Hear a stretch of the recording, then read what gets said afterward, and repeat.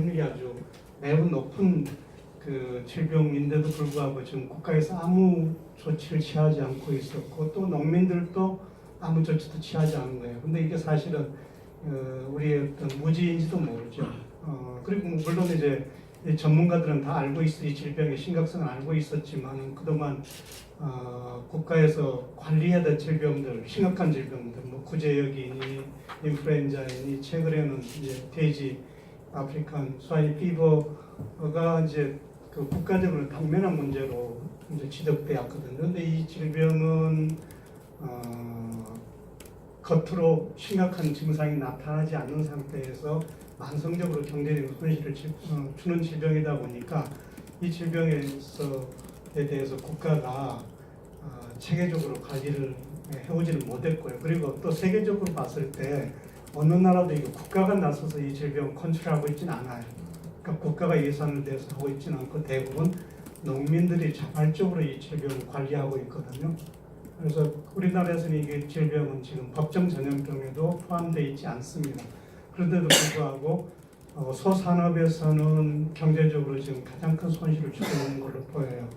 그래서 이런 그 심각한 질병인데도 불구하고 우리가 제대로 지금 관리하지 못했던 것을 어떻게 보면 지금 베링레 잉글라인의 어떤 개별적인 회사에서의 문제를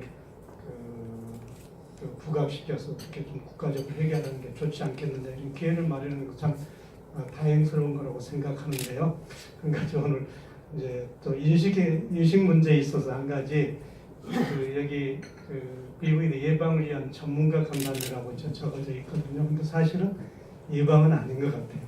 그러니까 예방이라는 거는 우리나라에 없던 질병을 들어오지 않도록 관리하는 그런 건데 사실은 BV들은 지금 우리나라에 만연돼 있거든요. 어제 연자께서 지금 이제 한국 오병학회라는 소질병을 다루는 학회가 있는데 거기서 좀 그 많은 그 정보들을 더 자세히 어제 그 수의사들한테 알려줬었는데요.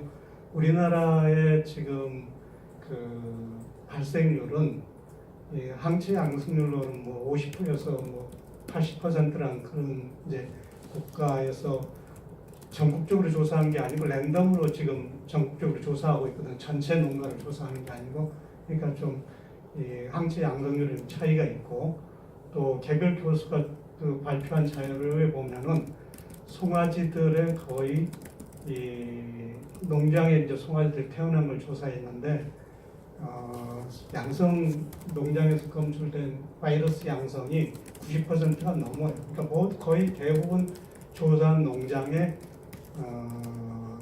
그 바이러스가 이미 존재하고 있거든요.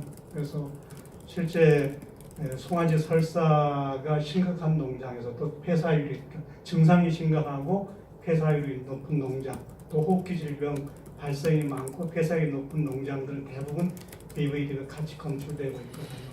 그러니까 우리는 지금 대부분 그 농민들은 설사 그 자체에 포커스를 맞추고 호흡기 질병에 그 포커스를 맞추고 있지만 실제는 설사나 호흡기 질병이 발생이 많은 농장은 그 기저에 BVD가 존재하고 있다는 거거든요. 그러니까 BVD를 관리를 하지 않으면은 호흡기 질병이나 설사 질병을 효과적으로 관리할 수 없다는 거거든요. 그래서 이제 이 질병은 더 이상 우리나라에서 그냥 방치해서는 안 되는 그런 질병의 수준에 도달했기 때문에 뭔가 액션이 필요한 그런 시점이라고 생각합니다.